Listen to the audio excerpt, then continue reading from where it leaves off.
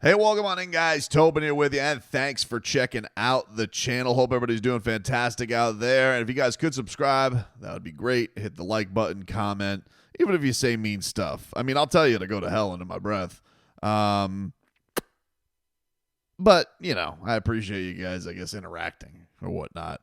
Miami Heat, they will be back in action on Wednesday against the Los Angeles Lakers, who were kind of the story of the NBA today because LeBron's really struggling offensively. He's committed the crime of maybe going through a 40-year-old slump here, and it seems like him and J.J. Redick might not be on the same page.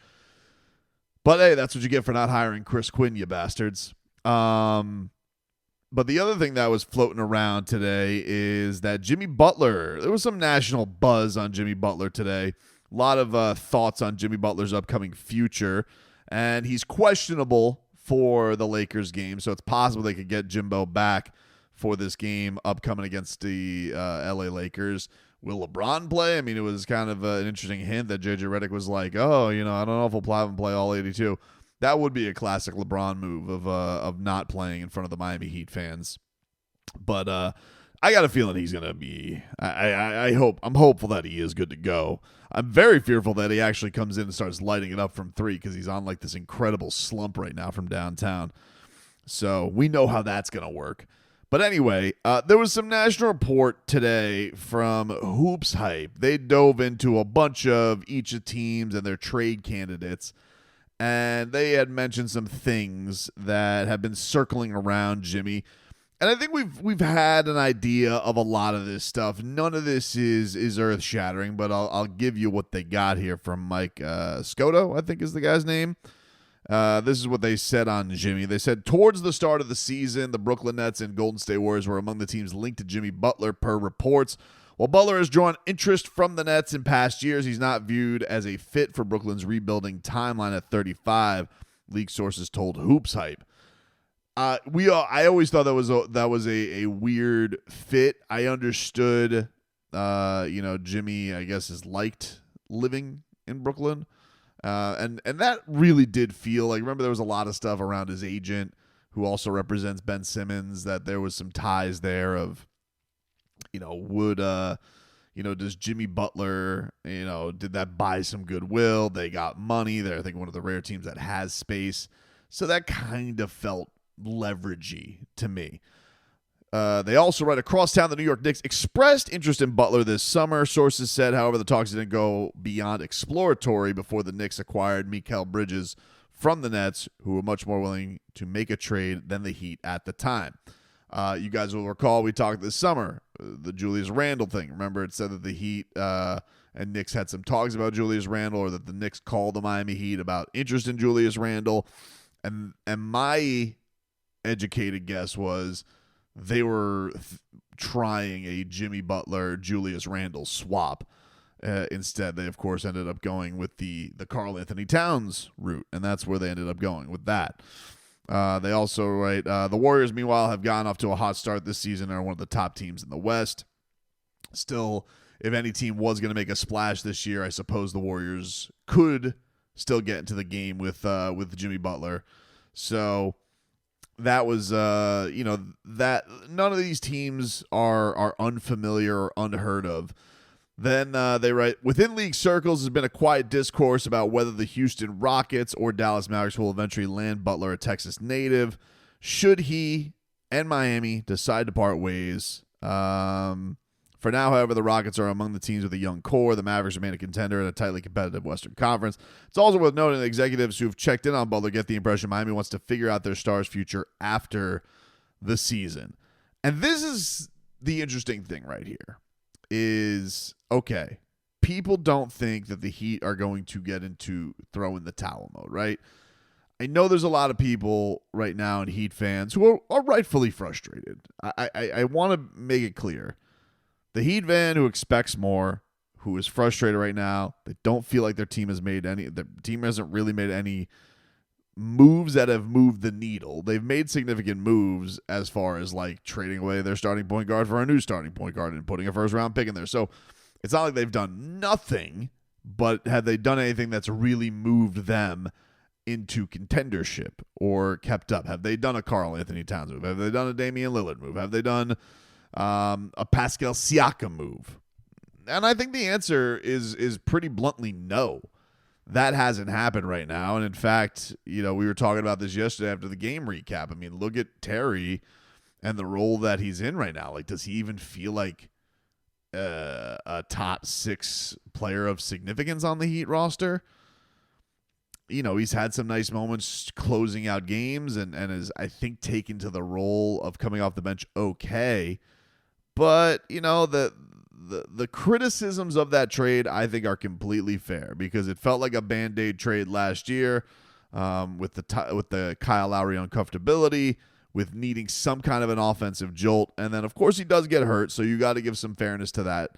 But has it really panned out for the Miami Heat? And then, of course, you add on top of that it was really, you're taking on salary. You also took on a first-round pick for an expiring deal, which just seemed like a big oversell by the Miami Heat. So I still think they're licking their wounds on that one a little bit. That one cannot feel fantastic if you're a Heat fan. But here's something that I do have some curiosity about when it comes to their plans. And so they write here and they say, well, they don't want to they're going to figure out Jimmy Butler's future in the offseason.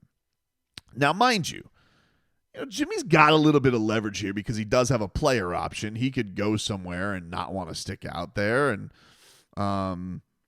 so he could tell a team like, hey, I'm not going to sign this option, or I'm only going to go there if you're willing to give me a 4-year max or whatever. And that could scare some teams off. So Jimmy does have some control on where he ends up going. It's not like he wouldn't have any say in that. And I think all of the places that you hear listed here, Golden State, New York, the Texas squads, especially with, assuming a Dallas trade would not involve Kyrie Irving, I would, all of those kind of make sense to me, whether it be player relations or location relations. But there was something that Jimmy Butler announced today, officially, that Friday he is opening up his Big Face Coffee brick and mortar store, which is opening up in the Design District officially on Friday morning. It is Art Basel week down here. And I was like, is this like legit? Like is this for Art Basel, or is he like doing it? No, this has been, I guess, in the works. And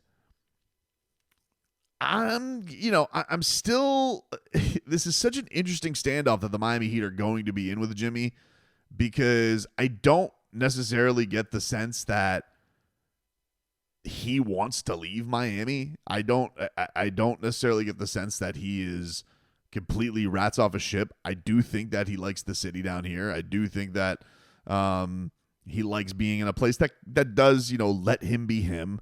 Definitely feel like there's been a guy, for everybody who's talked about the prickly situations, they've been a fine team this year. He's missed games, which definitely, I think, validates some Heat long-term contract criticisms or concerns, because he's already missed 5 of 19 games.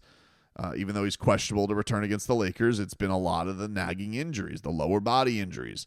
Some of them have been bad luck. Some of them have been tweaks. Some of them have just been old age. He's tried to play back-to-backs. So he's trying to make himself available, but there's still been things. And I said this coming into the year, like, I can't come into a year expecting Jimmy Butler is going to play 70 games. It is just not how his body has been built. He usually will have times where he's going to need some times off. He's going to need some time off to really rest and reflect. And I think the Heat and him and his camp really should, I think they should really act accordingly with the season and be smarter about it. I know people are sick of maintenance programs and all that, but I still think that you need to be smart with a guy like this who does have histories of injuries. And even, JJ Redick, as much as he annoys me, the whole thing with LeBron James, where he goes, yeah, it's probably not prudent to have LeBron James play 82 games. It's not. They're like, what are you doing it for? Just to say, oh my God, this incredible durability, because you know that you're not going to be really a contender. So I I don't know. I think that does have to be evaluated for this Miami Heat club going forward and Jimmy Butler's future. But one has to wonder, like Jimmy Butler opening a business down here, does that lean one way or another? Does that mean that he wants to pick up his player option next year? He's said, whether you believe it or not, the money doesn't mean that much to me. He could just stick around. What is he going to make? $50 million plus. If he doesn't have the most durable year, are there going to be teams that are going to max him out like crazy? It's the NBA. I can't rule out any owner ever spending crazy money because the money is crazy in the NBA. But is it to the point where he would just leave a $50+ million option on the table to risk it? I don't know.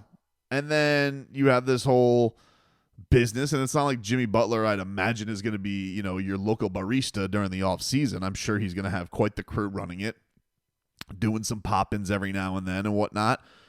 But he also seems very hands-on with his businesses too. And so you wonder, like, hey, does he, want to leave that?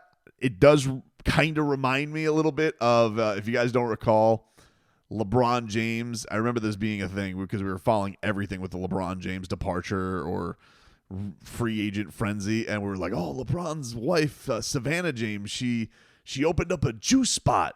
I think it was on Lincoln Road or something like that.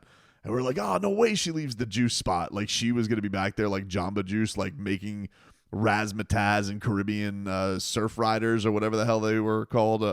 But inevitably, of course, the James family did end up moving on back to Cleveland. So I don't know to take it as a hint or not. I would say it's probably more of a good sign that he doesn't want to leave Miami. But I guess the question is going to end up being at the end of the season, is there a mutual wanting to part of Miami? Because, as we talked about yesterday, I don't know if the Heat really have anybody to hand the keys over to as far as the dude. I think Tyler's looked fantastic. Bama's in a pretty awful offensive funk. And, Jaime's been right. It's been some good signs that he's coming out of this sophomore slump. Nico has kind of been an afterthought. I think the Heat is probably looking at themselves as an organization with Owen a couple picks. And then the future of Pat Riley, too. We've speculated on that. It was interesting today. There was an odds list that came out from Bovada about Pat Riley's future. And this clip that went viral from the OG's podcast about, how hard it is for him to trade away players that I know a lot of hate fans mocked, but I kind of got what the Godfather was saying.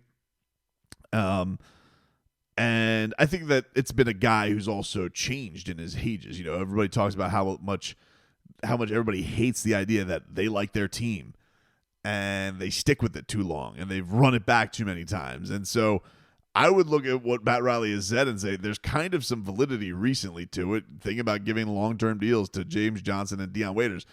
I don't think this is your cutthroat, trade Zoe, trade Timmy, trade Shaq, trade Lamar Odom. I don't think it's the same guy that it used to be. And maybe they need that guy. And I don't know. And one has to wonder at this point of his life if Pat Riley, who's doing more reflecting and is finally smelling the roses of getting a court and getting a statue in LA, being 80, is this finally going to be, the year where it hangs up? And how does that dictate the Miami Heat's future? So there is a lot up in the air, but interesting, at least from this One Ash report, saying that team's impression is Miami will not figure this out until after the year. But if you look at the East, how it lines up, I don't see Miami ever going in enough of a slump for them to really, truly pull the plug. Because I don't picture Bam continuing to shoot this poorly. I expect Tyler Hero to go on another surge, and Jimmy Butler will catch a wave of being healthy for the year, because he always does, especially in the second half of the year. And typically, SPO teams play better in the second half of the year. So all that kind of lends me to believe, then maybe they don't make any moves, and this is going to be one last ride, at least with this whole squad together. But it feels like we've been saying that, for the last couple of years. So this is it's interesting to hear, though, like, because you're looked at, we talked about at the very start of the year, what are the teams where the Heat could pick their bones, right? And who are the teams that they could circle? And you looked at like a Milwaukee, they've kind of righted the ship. They've won, 6 straight. You looked at a potential with Phoenix. And Phoenix is, on the outs, they're not playing like amazing as far as the Western Conference is concerned. So maybe a Kevin Durant stink is still possible, but not likely. We'll keep an eye on that coming up on Saturday. The Rockets have always kind of had fodder around them, but they're second in the mother bleeping Western Conference right now, so you can't expect them to do something. The only team that's really probably underperforming that you could look, Utah can't trade Lauri Markkanen. Pelicans, obviously, the Brandon Ingram thing remains a thing, but I can't imagine Miami paying him that long-term deal when they're not paying Jimmy.